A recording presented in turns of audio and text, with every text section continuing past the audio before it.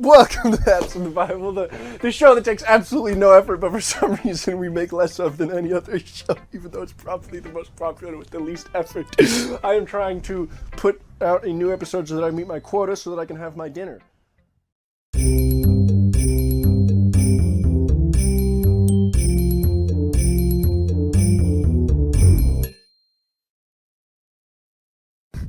just going to look really closely at these Sunday school files here. So today we're talking about things that happened. We're talking about things that happened. They did, but it's, what does this even mean? We're looking at things that happened. Not the belt! Ah! So, yeah, like, we're talking about things that just happened, you know, where you're just like, whoa. That happened. Like when Sodom and isn't Gomorrah the garden? When Sodom and Gomorrah got nuked. Infinity War spoilers. Or when the Red Sea crushed Pharaoh's army. Sentence really captures me. Jacob was headed home after escaping his brother and getting tricked into marrying the cousin he didn't like and having to work 7 extra years to marry the cousin he did. So he's on his way home after escaping his brother, and he's tired. So he does what tired people want to do and sleeps. So then he dreams of a stairway with angels going up and down the stairway, and God makes a bunch of promises to him, and one of those promises includes the promise of Jesus. And then Jacob wakes up like, wow, that happened, I guess. There were stairs and angels. Wow. So Balaam was going to curse the Israelites at the request of the king of Moab, not King Moab. That was wrong. This is when they're wandering around in the desert. The Israelites are just wandering around. And Balaam was headed off with these officials to curse them at the request of King of Moab. He's riding a donkey to the desert, and God sends his angel to block the donkey. And the donkey sees the angel with this giant sword and walks off the path because, donkey ain't trying to mess with that angel. And Balaam got angry at his donkey and he smacked it. He's like, cease! Then the angel, just moved to where they were and blocked them again, and then the donkey pressed up against a wall and squished Balaam's foot. Wall and the donkey, and the foot's on the side of the donkey, if that makes sense. I was trying to work out in my head. So he whacked the donkey again. Man, this is horrible stuff here. And the angel blocked a really narrow path, so he couldn't get to the path. So the donkey just laid down. He's like, I'm done, man. Balaam got so mad, he started beating the donkey. And then the donkey just looks at him and goes, what did I do, man? Turns out the donkey did, in fact, actually verbally ask Balaam what it did wrong. And Balaam just takes this in stride, apparently, because he then says, you made me look like a fool. If I had a sword, I would kill you right now. And the donkey continues to banter with Balaam and says, boy, I am the donkey you have ridden all your life. Have I ever done this to you before? And Balaam, continuing to take the conversation with the donkey in stride, says no. And then Balaam says to the angel, forgive me for beating my donkey. I have sinned. And the angel says, if the donkey had not turned away, I would have killed you, for you were going to commit great evil. Balaam didn't know the angel was there. He didn't even see the angel. How do you know? Was the angel The angel was invisible. So, but the donkey could sense it, because it's an animal. Animals got that ghost sense thing that everyone talks about. So the donkey, so he didn't see the angel. Okay, so he just sees the donkey being a retard, and he's like, stop! So he's beating the donkey, and the donkey's like, man, dude, you don't understand. and then he goes, but Jew, I will kill you for disobeying me. And the donkey's like, dude, I've never done this before, okay? And then the angel appears and he's like, oh, I have sinned, forgive me, Father. And then the angel's like, I will kill you. The Arraymeeins. Arraymean nights, like Arraymean days. The Arraymeeins? No, dude, Arraymeeins. The Arraymeeins were attacking Jerusalem. A lot of people attacked Jerusalem. Then God was like, hey, we need just edit off everything below my neck. Hey, stop attacking Jerusalem. And the Arraymeeins, the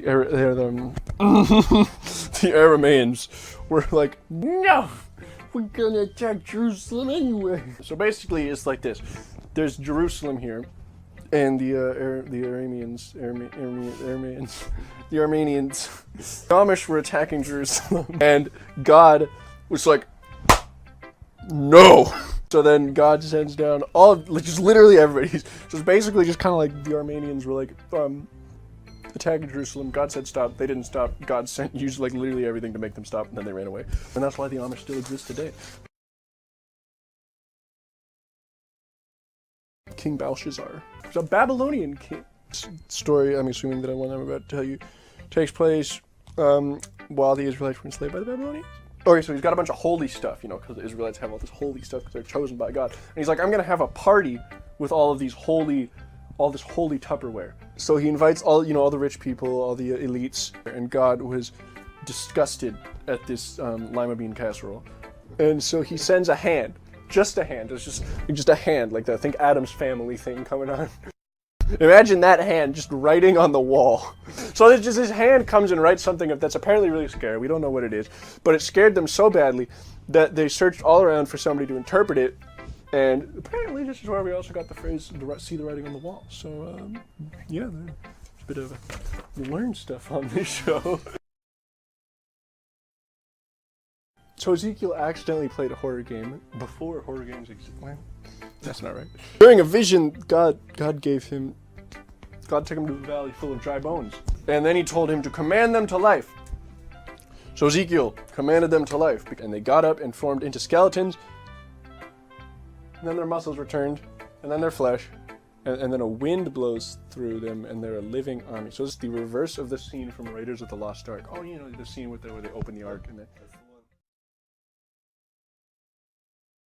This is a part of the crucifixion that we gloss over, which means this is some exclusive stuff that you'll only get here.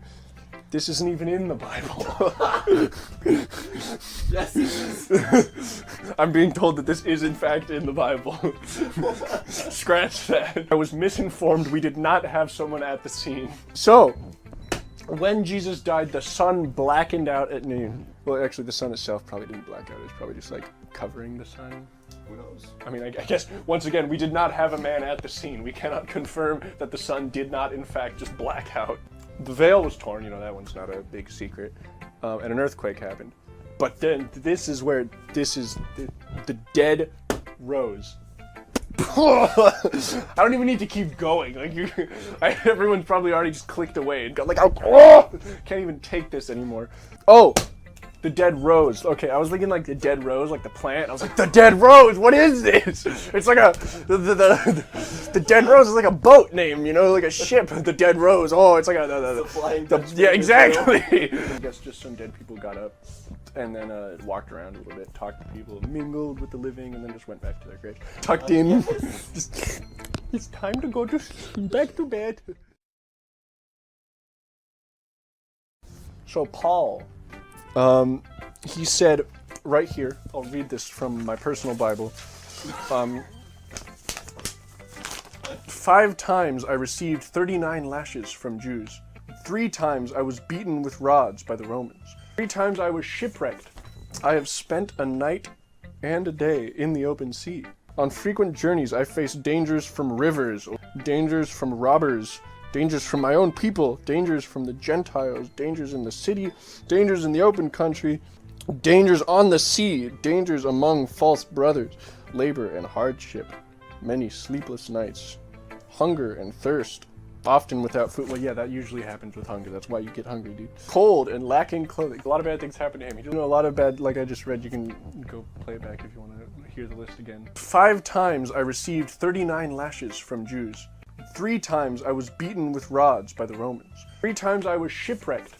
I have spent a night and a day in the open sea.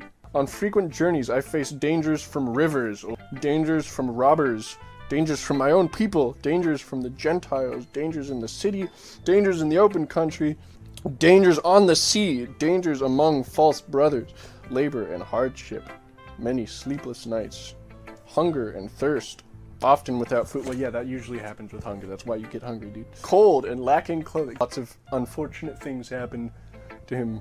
Paul got stoned, and then till they thought he was dead, and they left him. He was nearly naked under a pile He's of only rocks. mostly dead. Under a pile of rocks. They thought he was actually dead, and then you know what he did?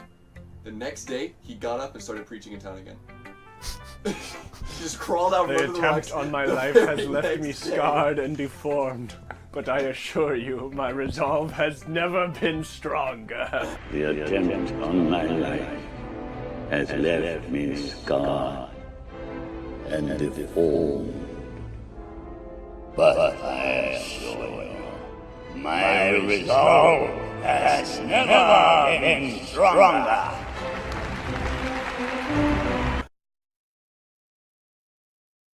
I knew that. I know everything about the Philistines. I, in fact, am a Philistine. That's not a good thing. That's racist. The battery lies. What is It's 2 minutes now.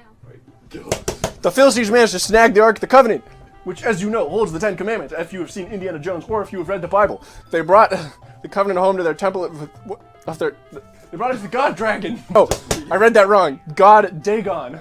That was on me, completely my bad. It's not the God Dragon. They're God Dagon. In the morning, they went in to begin temple things, as one does in the morning of the temple. And their statue of Dagon had fallen in front of the ark. And they were like, wow, you know, that happened, but this is only the beginning. But it needs to be more than the beginning, because we got...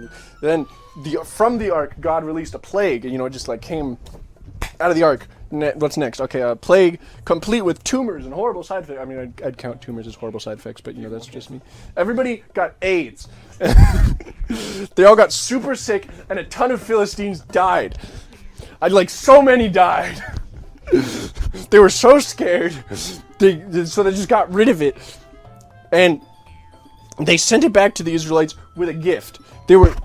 They sent a gift with the thing that they stole, just to make sure that they accepted it, because they were like, please, take it, we are all dying, the battery is dying, the Philistines are dying.